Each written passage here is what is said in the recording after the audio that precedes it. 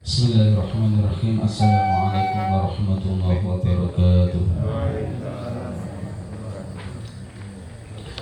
Innal hamdalillah nahmaduhu wa nasta'inuhu wa nastaghfiruh wa na'udzu billahi min shururi anfusina wa sayyiati a'malina. May yahdihillahu fala mudilla lahu wa may yudlil fala hadiya lahu. Asyhadu an la ilaha illallah wahdahu la syarika lahu wa asyhadu anna Muhammadan abduhu wa rasuluhu la nabiyya wa la rasula ba'dah. Allahumma salli wa sallim wa barik ala nabiyyina Muhammadin wa ala alihi wa ashabihi wa man da'a bi da'watihi wa iltazama bi tariqatihi wa tarassama khutahu wa ja'ala al-aqidata al-islamiyyata asasan li fikratihi wal ahkam syar'iyyah miqyasan li a'malihi wa masdarun li ahkamihi, amma ba'd. Fa ya ayyuhal hadirun usini wa iyyakum bi taqwallah faqad fazal muttaqun. Bapak Ibu, kita bersyukur kepada Allah Subhanahu wa taala atas limpahan nikmat, taufik, hidayah, inayah, ma'unah dan berbagai macam nikmat-nikmat yang telah Allah Subhanahu wa taala berikan kepada kita. Di antaranya kita pada saat ini bisa berkumpul di dalam salah satu di antara rumah-rumahnya, beriktikaf dan juga thalabul ilmi, melaksanakan sholat maghrib dan isya berjamaah. Insyaallah mudah-mudahan ini nanti akan memperberat timbangan kebaikan kita kelak di yaumul hisab, menjadi sebab di antara sebab-sebab diselamatkannya kita dari siksa api neraka. Amin. Salawat dan salam semoga tetap terlimpah curahkan kepada baginda Nabi Muhammad sallallahu alaihi wasallam, keluarga, para sahabat, para tabi'in wa tabi'in tabi'in, para ulama, guru-guru kita, para pejuang Islam, para mujahidin, serta kita semua umat Islam hingga generasi-generasi mukminin yang akan datang sampai kelak hari kiamat. Mudah-mudahan Allah Subhanahu wa taala mengumpulkan kita semua di dalam barisan umat Rasulullah Muhammad sallallahu alaihi wasallam yang mendapatkan syafaat dari beliau kelak di yaumul qiyamah. Amin. Kita masuk di bab ke-7 ya. Yaitu tentang bagaimana menyikapi kejadian-kejadian atau peristiwa-peristiwa yang terjadi di luar kekuasaan kita. Pada minggu lalu kita sudah membahas bahwa manusia itu sepanjang hidupnya itu hidup di dalam dua dairah, dua lingkaran besar. Tetapi yang kita bahas baru lingkaran yang pertama, yaitu lingkaran yang dikuasai oleh manusia. Ada irah alladhi yusaitiru alaiha. Jadi lingkaran yang manusia itu memiliki kendali atasnya.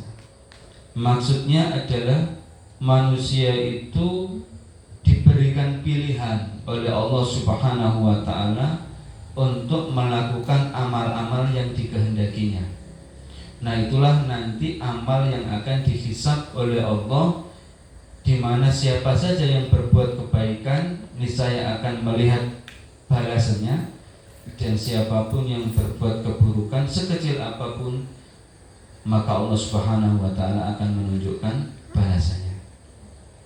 Nah, disitulah hendaknya kita ini berlomba-lomba. Fastabiqul khairat itu ada di lingkaran yang tadi itu. Falyatanafasil mutanafisun itu ada di lingkaran yang kita kuasai. Berlomba-lomba untuk memperbanyak amal-amal kebaikan. Nah, sementara lingkaran yang kedua adalah lingkaran yang menguasai manusia, di mana manusia itu tidak punya kendali atasnya. Manusia menerima berbagai macam peristiwa secara paksa, di dalam lingkaran ini. Dan karena dipaksa oleh Allah Subhanahu wa taala, maka tidak dihisab. Maka di sini tidak untuk diperlombakan. Gitu. Misalnya warna kulit itu tidak untuk diperlombakan. Kenapa? Karena bukan pilihan kita. Bentuk wajah, ada yang ganteng, ada yang kurang ganteng, ada yang cantik, ada yang kurang cantik. Itu tidak untuk dilombakan, tidak untuk dikonteskan. Kok sekarang ada kontes kecantikan? Nah, padahal cantik tidaknya orang itu atas kehendak Allah Subhanahu wa taala. Bagaimana mungkin itu dilombakan? Bukan untuk dilombakan. Ya. Lahirnya kita di dunia, kapan kita mati dari alam dunia ini, kemudian menuju alam berikutnya, itu tidak dalam kekuasaan kita. Ya. Karena itu tidak akan dihisab. Gitu. Tidak akan dihisab. Baik, kita baca bab ke-7 ya. Bismillahirrahmanirrahim. Al-babus sabi'u. Al-insanu laisa bimas'ulin anil hawadithil lati taqa'u fid da'iratil lati tusaitiru alaihi qada'an minallahi ta'ala. Manusia itu tidak akan dimintai pertanggungjawaban atas peristiwa-peristiwa yang terjadi di lingkaran yang menguasai dirinya sebagai qada' dari Allah Subhanahu wa ta'ala, sebagai qada' keputusan dari Allah Subhanahu wa ta'ala. Fa'alaihi sabru, maka hendaknya dia bersabar. In kanat hasba ra'yihi syarron, jika menurut pandangannya kejadian tersebut itu buruk. Menurut pandangannya kejadian tersebut buruk, hendaknya dia bersabar, menerima ini sebagai keputusan Allah Subhanahu wa ta'ala. Wasyukru in kanat inda ra'yihi khairan, dan hendaknya dia bersyukur jika menurut pandangannya kejadian tersebut itu mendatangkan kebaikan. Nah, gitu. Ini prinsipnya itu. Jadi untuk wilayah yang kita itu tidak punya kendali, tugas kita itu hanya bersabar jika menurut pandangan kita kejadian tersebut kurang mengenakan, dan bersyukur jika mengenakan, gitu saja. Ya. Tidak untuk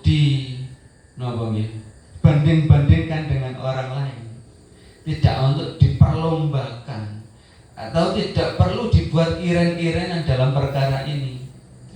Termasuk nominal kekayaan itu kan di luar kendali kita. Kita hari ini misalnya banyak yang kesulitan hanya untuk sekedar membayar biaya sekolah anak, beli seragam sekolah. Mungkin bagi sebagian kita itu berat. Tapi kok ya ada orang yang sampai menyimpan 74 kg emas.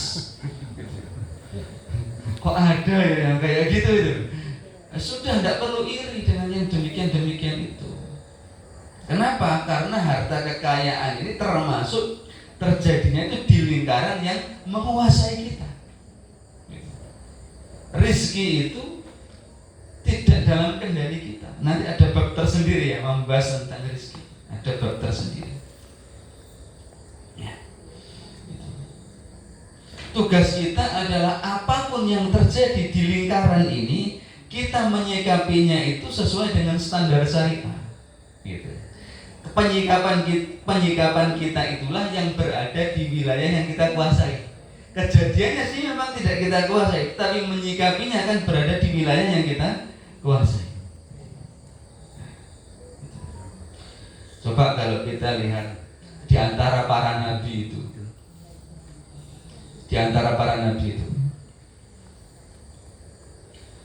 ada yang keadaan kehidupannya itu jomplang banget kan. Ada Nabi Sulaiman. Selain nabi, beliau juga seorang raja, punya kekuasaan, punya bala tentara. Bahkan tentaranya itu bukan sekedar dari manusia, tapi juga dari golongan jin. Itu beliau bisa perintahkan mereka, jin.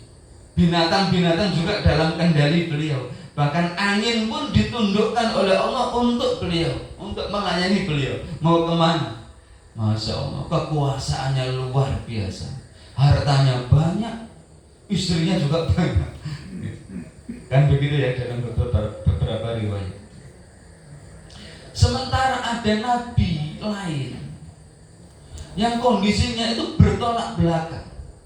Nabi Ayub alaihissalam, ekonominya sulit, kesehatannya ya Allah beliau sakit-sakitan, uangnya tidak banyak, sakit-sakitan, punya keluarga, punya istri cuma satu, pergi juga ya gara-gara sakitnya itu bikin jijik orang.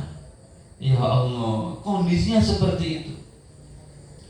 Tapi apakah kemudian Nabi Sulaiman itu lebih mulia daripada Nabi Ayub? Kan nggak otomatis begitu kan? Menarik sekali gambaran yang diberikan oleh Allah Subhanahu wa taala dalam Quran surah Shad, menggambarkan dua nabi yang dicintainya ini. Ketika menggambarkan Nabi Sulaiman itu begini. Wa wahabna li Dawud Sulaiman ni'mal abdu innahu awwab. Itu Sulaiman. Kami anugerahkan kepada Nabi Daud anak namanya Sulaiman. Dan Sulaiman ini disifati oleh Allah Subhanahu wa taala sebagai ni'mal abdu, sebaik-baik hamba. Sebaik-baik hamba.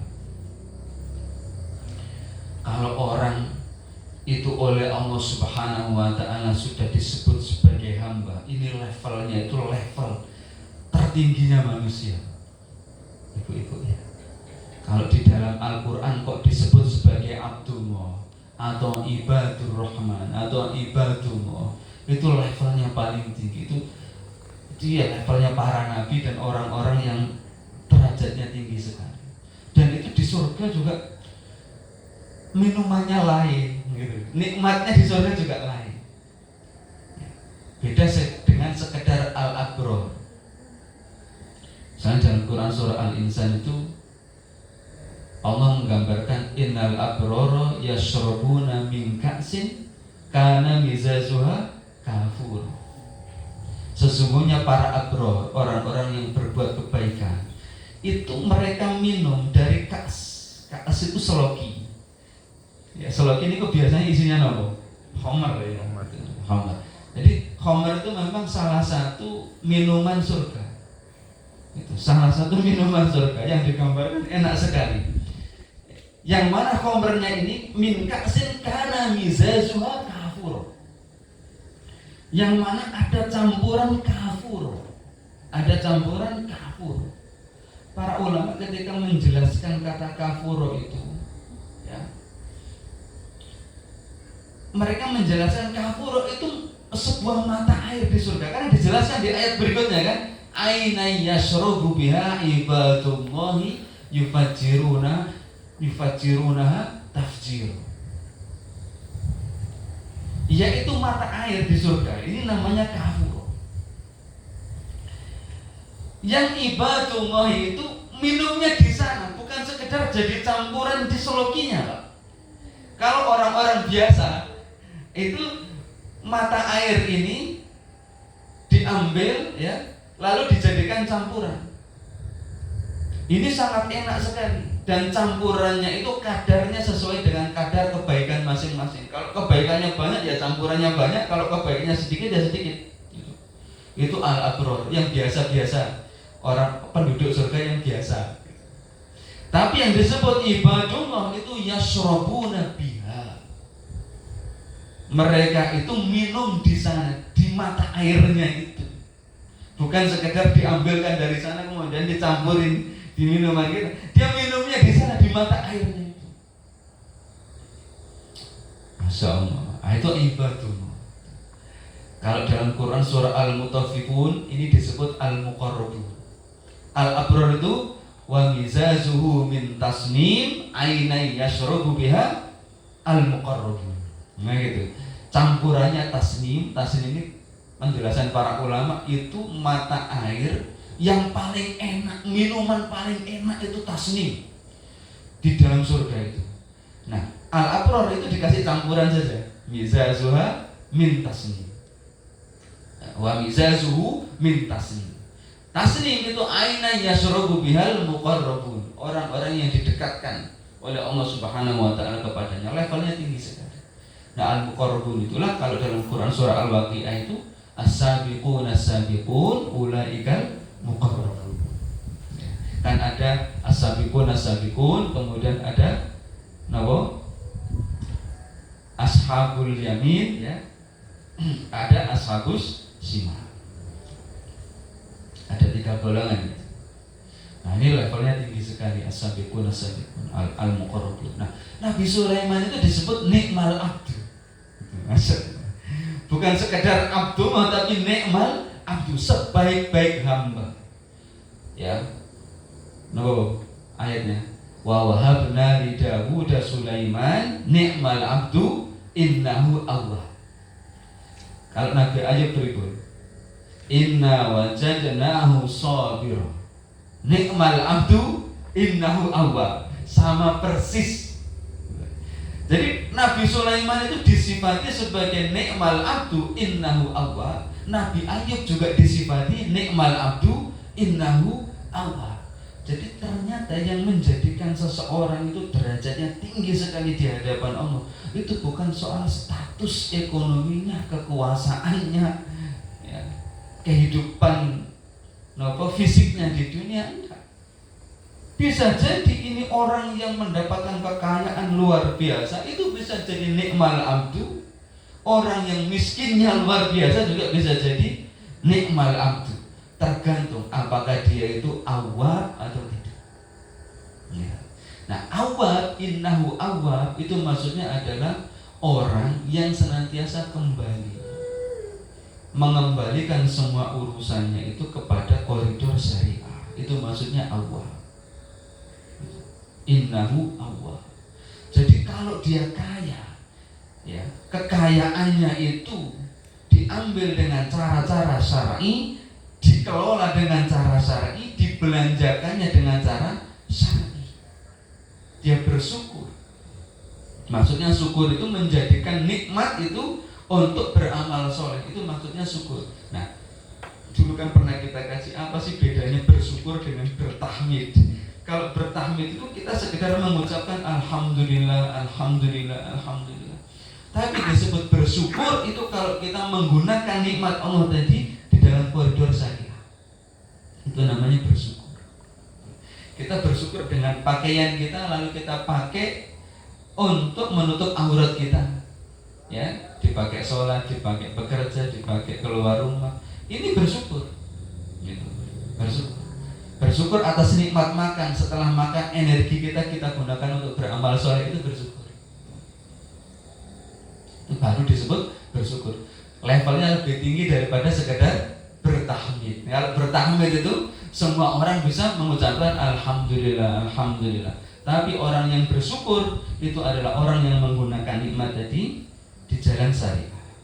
La in syakartum la azidannakum. Itu orang yang menggunakan nikmat di jalan syariat, itulah yang akan ditambahkan oleh Allah Subhanahu wa taala. Bukan orang yang sekedar mengucapkan alhamdulillah, tapi yang bersyukur.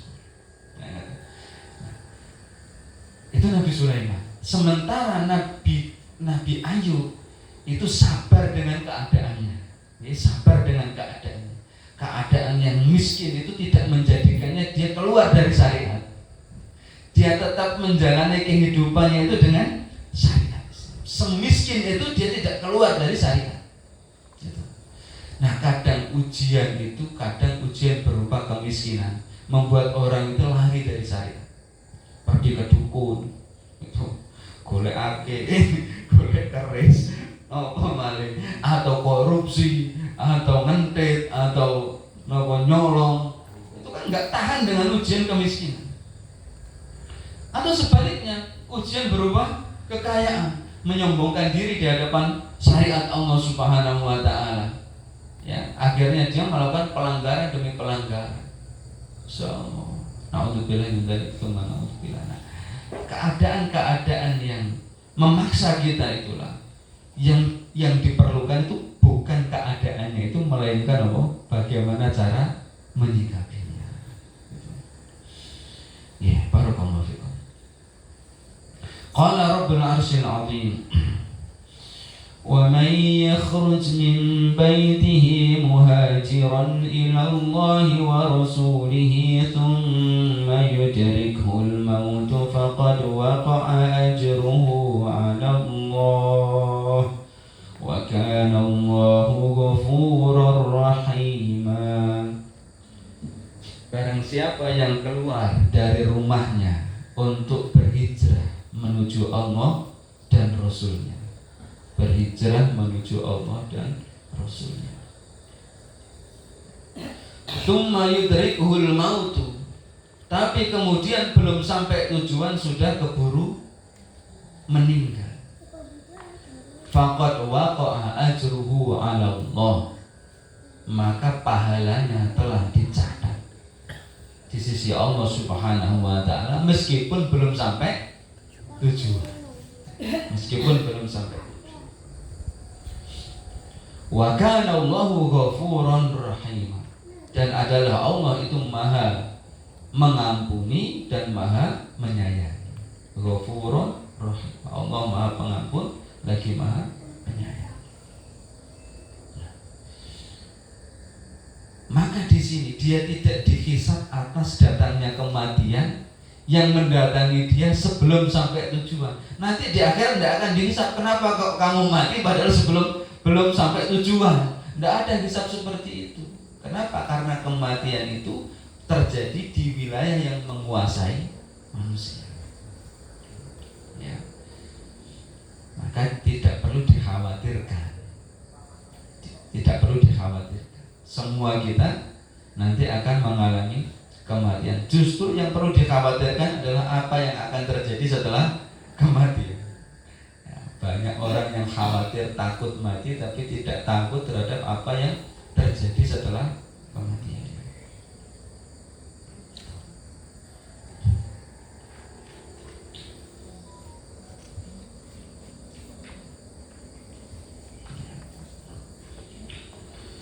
Nah, sementara keluarnya dia dari rumahnya menuju tujuan hijrah, kalau para ulama itu kan menjelaskan yang namanya hijrah secara istilah fikih, niku kan al-intiqal min daril kufri ila daril Islam, berpindah dari darul kufur menuju darul Islam. Kalau prakteknya di zaman Kanjeng Nabi ya, hijrah dari kota Makkah darul kufur menuju Madinah darul Islam.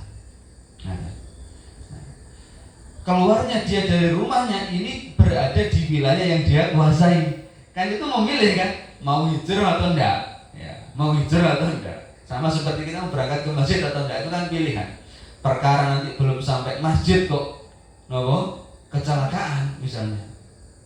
Ada saudara kita dulu ya, Ustaz Mardianto, ya, itu berangkat ke masjid Baitul Mukhlisin dari rumahnya di Jalan Cindewilis itu.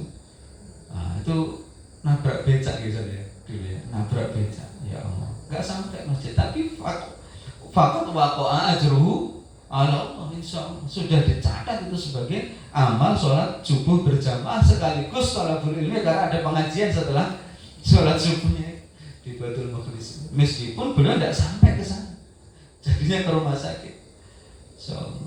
Nah, itu contoh. Mungkin di antara kita juga banyak yang mengalami kejadian-kejadian seperti ini. Ya. Ya, barakallahu fikum. Wa qala qul inna rabbi yabsutur rizqa liman yasha'u min ibadihi wa yaqdiru lah. Katakanlah, sesungguhnya Rabbku itu melapangkan rizki untuk siapa yang dikehendakinya dari hamba-hambanya, wa yaqdirulah, dan juga menyempitkannya. Jadi yang rezekinya lapang itu juga ketentuan Allah, yang rezekinya sempit itu juga ketentuan Allah Subhanahu wa ta'ala. Tidak berarti orang yang rezekinya dilapangkan ini berarti lebih mulia. Orang yang rezekinya sempit itu hina. Tidak seperti itu konsepnya. Tidak seperti itu. Tetapi itu terserah Allah Subhanahu wa ta'ala. Keputusan Allah Subhanahu wa ta'ala. Nah, begini Bapak Ibu. Jika di wilayah yang kita kuasai, karena kita itu bisa memilih, pilihan kita itu apakah senantiasa pilihan yang paling baik? Enggak kan? Kenapa? Karena yang milih kita manusia. Belum tentu yang terbaik. Kanjeng Nabi saja itu dalam hal tertentu itu kadang pilihannya bukan pilihan yang terbaik. Pada saat itu terjadi, Allah Subhanahu wa ta'ala menegur. Jadi kalau Kanjeng Nabi itu memang nggak mungkin berbuat maksiat, karena beliau maksum. Tetapi kadang pilihan beliau itu bukan pilihan terbaik, itu namanya khilaful aula. Disitulah beliau ditegur oleh Allah Subhanahu wa ta'ala. Harusnya tidak itu yang kamu pilih. Contoh misalnya dalam Quran surah Abasa, itu kan beliau ditegur oleh Allah Subhanahu wa ta'ala. Ya, gara-garanya apa? Gara-gara beliau itu sedang presentasi, sedang apa? Mendakwai para pembesar. Lah kok ujung-ujung datang orang yang bukan siapa-siapa, bukan pembesar, tidak punya pengaruh apa-apa, buta lagi gitu, minta ngaji. Kan ya beliau lebih mengutamakan yang ini kan. Kalau ini masuk Islam dampaknya luar biasa gitu kan. Nah kalau ini masuk Islam kira sing melu gitu kan. Maka beliau mengutamakan ini. Ternyata itu tidak begitu. Pilihan terbaiknya itu mengutamakan yang ini karena ini yang lebih ikhlas. Gitu. Ini yang lebih ikhlas, yang lebih pengen ngaji yang ini gitu. Harusnya ini yang didahulukan, yang diutamakan. Nah gara-gara nggak memilih yang ini tuh Rasulullah ditegur abasa wa tawalla an ja'ahul a'ma. Ya. Gitu. Nah kita apalagi gitu. Kadang kita malah milih yang haram gitu. Manusia itu loh, manusia biasa kadang bukan sekedar khilaful aula, yang dipilih malah yang haram gitu. Gitu. Di antara pilihan-pilihan yang halal, ada yang haram, malah milih yang haram. Lah orang berzina itu kan milih yang haram, padahal ada yang halal, sudah punya istri, halal ini, milih yang haram. Ya Allah. Harta sudah punya gaji yang halal, dia masih korupsi, milih yang haram. Kok bisa kayak begitu? Makanan di antara daging-daging hewan yang dihalalkan oleh Allah Subhanahu wa ta'ala ada yang diharamkan. Lu malah milih yang haram itu. Gara-gara penasaran. Rasanya daging babi katanya enak tuh, penasaran, akhirnya ngicipi. Ya Allah ya Rabb. Kalau manusia yang milih kadang bisa jadi pilihannya itu bukan pilihan yang terbaik, bahkan pilihan yang buruk. Tetapi kalau di lingkaran yang menguasai manusia, niki siapa yang memilihkan? Allah Subhanahu wa ta'ala. Kira-kira kalau yang memilihkan Allah Subhanahu wa ta'ala, masa pilihannya jelek? Enggak kan? Pasti yang paling bagus. Gitu kan? Pasti yang paling bagus. Kalau kita lihat dengan kacamata apa? Kacamata hakikatnya gitu. Kacamata hakikat. Pasti yang dipilihkan oleh Allah untuk kita itu pilihan yang terbaik. Maka semestinya apapun yang terjadi pada kita, pilihan Allah Subhanahu wa ta'ala. Karena kita tahu di baliknya pasti ada manfaat, pasti ada hikmah. Mestinya selain sabar kita juga bersyukur. Syukur diparingi sakit. Dengan sakit ternyata apa? Dikurangi dosa-dosa kita, diangkat derajat kita. Ya. Hidup kok serba sulit, alhamdulillah. Ya meskipun sabar ya, tapi ada syukurnya juga. Kenapa? bisa jadi kalau kita ini diamanai harta yang banyak, justru malah banyak melanggar syariat. Karena pelanggaran terhadap syariat itu juga sebagiannya butuh biaya yang banyak, ya betul. Sebagiannya butuh biaya yang banyak. Pelanggaran terhadap syariat itu. Jadi kadang uang yang banyak itu menjadikan orang mudah bermaksiat. Ya, barakallahu. Kemudian ayat berikutnya, wa ma 'alaika alla yazakka. Wa ma 'alaika alla yazakka. Dan tidak ada kewajiban untukmu, tidak ada permintaan pertanggungjawaban atasmu kalau dia itu tidak mau yazakka, tidak mau masuk Islam. Tadi para pembesar tadi nih kalau, kenapa kok kamu dahulukan? Padahal seandainya mereka tidak masuk Islam, loh, kamu nggak akan dihisab oleh Allah Subhanahu Wa Taala, nggak akan ditanya, nggak akan dimintai pertanggungjawaban. Itu di luar kendalimu. Dia nggak masuk Islam itu bukan urusanmu. Urusanmu itu menyampaikan dakwah. Perkara tidak masuk Islam itu bukan nggak ada masalah bagimu. Kenapa kok kamu khawatir? Sehingga lebih mengutamakan mereka ini daripada orang yang betul-betul niat pengen ngaji, niat pengen belajar. Gitu. Jadi salah satu tegurannya adalah ini, wa ma 'alaika alla yazakka. Enggak ada tanggung jawab kalau mereka itu tidak mau masuk Islam. Yazakka itu maksudnya mensucikan diri masuk Islam, mensucikan diri dari jiwanya yang kotor karena kesyirikan dan kemaksiatan itu. Tidak ada tanggung jawab bagi Rasulullah SAW. Demikian pula kita, ketika kita menyampaikan dakwah, itu sudah dianggap berhasil menyampaikan dakwah kalau kita sudah menyampaikan. Perkara orang mau mengikuti apa yang kita sampaikan atau tidak, itu bukan urusan kita lagi, bukan tanggung jawab kita lagi. Nek mau, alhamdulillah kita dapat aliran pahala. Kalau enggak, kita juga enggak dihisab oleh Allah Subhanahu Wa Taala. Lalu apakah kemudian kalau gitu tidak usah menyampaikan saja, toh sama saja kita menyampaikan kepada mereka, sawaun alaihim a'andartahum am lam tunzirhum la yu'minun. Sama saja. Bukan masalah mereka mau beriman atau enggak. Kita itu mau menyampaikan atau enggak, itu yang nanti akan ditanya oleh Allah Subhanahu Wa Taala. Kenapa? Menyampaikan atau tidak itu berada di wilayah yang kita kuasai. Gitu. Nah, mereka menerima atau tidak itu berada di wilayah yang tidak kita kuasai. Dari sini hendaknya kita bisa kemudian mengutamakan, ya, mengutamakan apa yang perlu kita khawatirkan itu adalah wilayah yang kita bisa memilihnya. Kita yang diberikan pilihan atau mukhayyar oleh Allah Subhanahu Wa Taala. Sementara di wilayah yang kita itu tidak ada kendali atasnya, cukup bagi kita menyadari ini adalah keputusan Allah, ini adalah kehendak Allah. Kalau rasanya nikmat, ya kita bersyukur dengan cara tadi itu, ya, menggunakan nikmat di jalan syariat. Kalau rasanya kurang nyaman, maka kita bersabar, dan kesabaran itu insya Allah pahalanya besar, sebagaimana syukur juga pahalanya besar.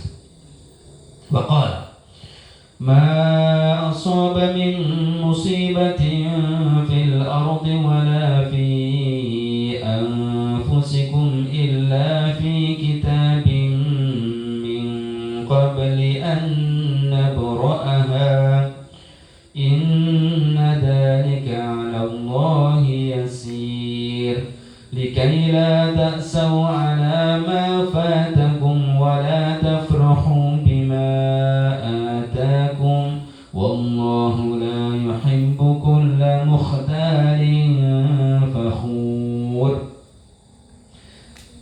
Tidaklah menimpa suatu musibah di muka bumi, dan tidak pula pada diri kalian illa fi kitabin, kecuali sebelumnya memang sudah ditulis oleh Allah Subhanahu Wa Taala di Lauhil Mahfuz, min qabli an nabra'aha, sebelum sebelum kami membuatnya terjadi.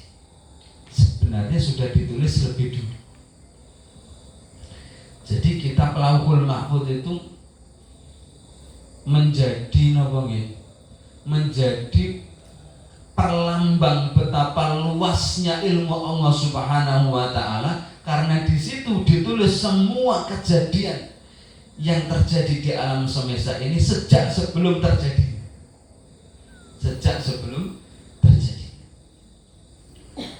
Inna dzalika 'ala Allahi yasir. Sesungguhnya yang demikian itu mudah bagi Allah Subhanahu wa taala. Kan Allah Maha mengetahui apa yang sudah terjadi, apa yang sedang terjadi, apa yang akan terjadi, diketahui semua oleh Allah Subhanahu wa taala. Maka kalau ada musibah yang menimpa kita, ada mungkin di antara kita yang sedang menderita sakit nopo, atau bisnisnya sedang tidak baik-baik saja, itu sudah ditulis sebelumnya oleh Allah Subhanahu wa taala. Termasuk yang nikmat-nikmat juga sudah ditulis. Kenapa ini diceritakan oleh Allah Subhanahu wa taala? Likai la ta'sau ala ma fatakum, supaya kalian tidak berputus asa terhadap apa yang kalian luput darinya. Luput. Supaya gajian ternyata tidak jadi gajian, luput. Supaya tidak terlalu bersedih hati. Itu sudah ditulis sebelumnya oleh Allah Subhanahu wa taala. Sudah ditulis sebelum. Wala tafrahu bima atakum, dan juga agar kalian tidak bangga-bangga dengan apa yang kalian dapatkan. Apa yang diberikan oleh Allah Subhanahu wa taala, supaya tidak kalian bangga-banggakan.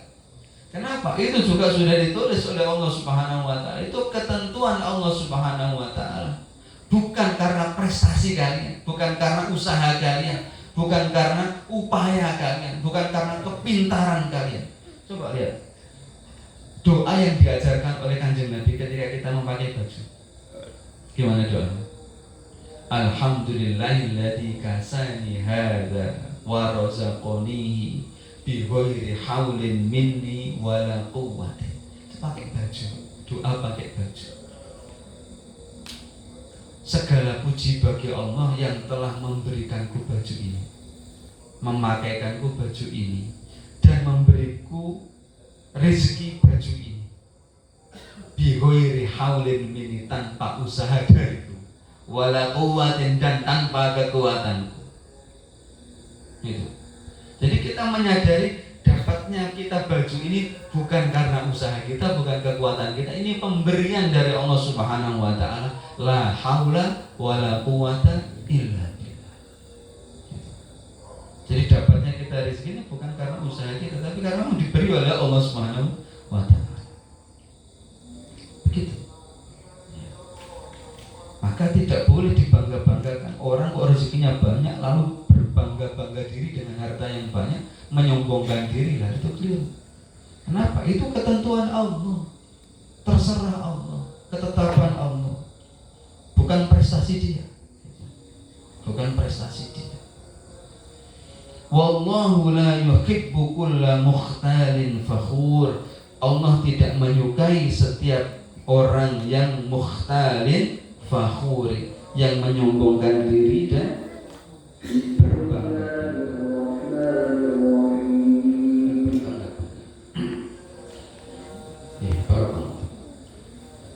Kemudian hadis An Suhaib radhiyallahu anhu qala Rasulullah sallallahu alaihi wasallam ajaban li amril mu'min inna amrahu kullahu khairun wa laisa dzaka li ahadin illa lil mu'min. Menakjubkan sekali hidupnya orang mukmin itu, semua urusannya itu adalah kebaikan. Semua urusan orang beriman itu isinya adalah kebaikan, ya Allah. Wa laisa dzaka li ahadin illa lil mu'min. Itu tidak terjadi kecuali pada seorang mukmin. Kok bisa? In asobathu sarra syakara fakana khairan lahu. Jika dia diberikan kelapangan, maka dia bersyukur. Dengan nikmat tadi dia gunakan untuk beramal sesuai dengan syariat, maka itu menjadi kebaikan untuknya. Wa in asabathu dharra sabara. Sementara jika ditimpa kesempitan dia bersabar, fakana khairan lahu, maka itu juga menjadi kebaikan untuknya. Jadi di wilayah yang menguasai kita, bagi seorang mukmin itu semua bisa menjadi kebaikan, ya, bisa menjadi kebaikan. Sementara di wilayah yang kita kuasai, maka kita berusaha memastikan yang kita pilih itu adalah pilihan-pilihan yang sesuai dengan syariah, lalu kita niati ibadah karena Allah Subhanahu wa ta'ala, ya. Sehingga menjadi ihsanul amal, amalnya ihsan, amal yang baik karena sesuai dengan syariat dan kita lakukan lillahi ta'ala. Sehingga seluruh hidup kita itu isinya adalah peribadahan kepada Allah Subhanahu wa ta'ala, yang mudah-mudahan di akhir zaman ini, ya, di akhir zaman ini, jika kita bisa menempuh kehidupan yang seperti ini, kita termasuk golongan yang wa qalilun minal akhir, sejumlah sedikit orang dari kaum akhir zaman yang itu masuk dalam golongan as-sabiqun ulaika muqarrabun. Amin Allahumma amin. Mbok menawi wonten yang didiskusikan mangga ada sebelum kita akhiri. Monggo. Saya mendengarkan Allah. Saya ada dua posisi. Posisi saya senden dan tidak senden. Kalau yang senden satu ser, yang tidak senden 5 ser. Batal yang satu ser apa 5 ser apa dua-duanya batal apa enggak sama? Ser wuduknya atau iya wuduk apa enggak? Apa yang ser apa yang 5 ser? seran.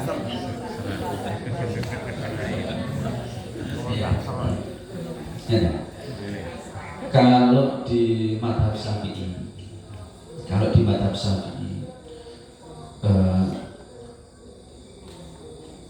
niku ngeten, ukuran batalnya tidur sebentar itu ngeten. Kalau di dalam tidurnya itu dia melihat sesuatu. Kalau sudah melihat sesuatu yang bukan di sini, itu berarti sudah tidur beneran. Itu sudah tidur beneran. Tetapi kalau tidurnya itu ya tidak bersandar, masih duduk begini, bokongnya itu masih di lantai, tidak sampai ngeblak, ya, dan tidak melihat apa-apa, cuma sebentar ringan saja, itu tidak membatalkan wudu, itu kalau dalam mazhab Syafi'i. Lah kalau panjenengan ragu-ragu sudah batal nopo belum batal, lebih baik nopo wudu lagi. Dak mayari buka ila mala yari buka. Tinggalkan apa yang meragukan dengan yang tidak meragukan. Nopo wudu itu sudah nanti memastikan kita punya wudu, ya gitu, punya wudu. Nggih, makanya. Ya, wudu lagi mohon. Apalagi sudah 5 ser.